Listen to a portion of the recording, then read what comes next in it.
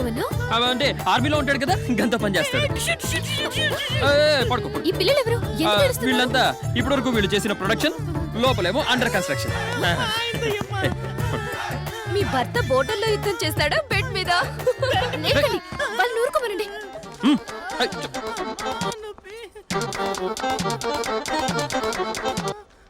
మీరు వెళ్ళి ఈ మెడిసిన్ తీసుకురండి. హలో మిమ్మల్ని, హలో వెళ్ళండి. లేకండి. ఓకే ఓకే జరగండి జరగండి. Good morning. మీరా? ఈవిడ మా పెద్దమ్మ. ఏమైంది? హలో మిమ్మల్ని. ఈమె మా పెద్దమ్మ. పొద్దున్న నడుస్తుంటే కాలు బెరికిందనమాట.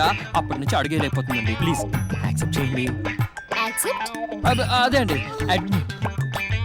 సరే ఇలా రండి.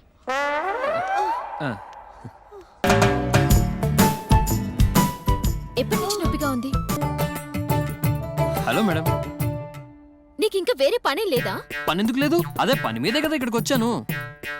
ఏం పని? యాక్చువల్గా మేడం, ఈ సిరప్ ఏమో మా అత్తయ్యకి 4 సార్లు ఇమ్మని చెప్పారు మేడం. ఈ టాబ్లెట్లేమో మా చిన్నాన్న తమ్ముడికి టిఫిన్కి ముందు ఇమ్మన్నారు. అదే మేడం ఇది ఏ పిచ్చా నీకు? అన్నీ అలా కలిపేయద్దు. టాబ్లెట్స్ మారిపోయాయంటే చాలా ప్రాబ్లమ్స్ వస్తాయి.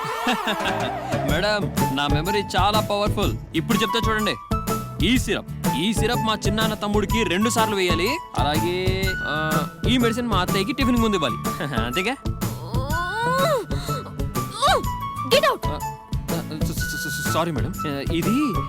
ఇదేమో గెట్ అవుట్. ఓకే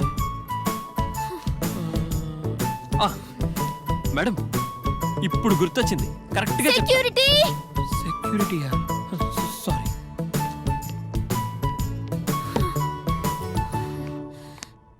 నిన్ను.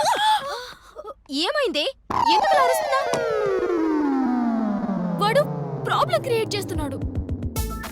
వాడు ఆ పేషెంట్స్ బుర్ర తినేస్తున్నారు.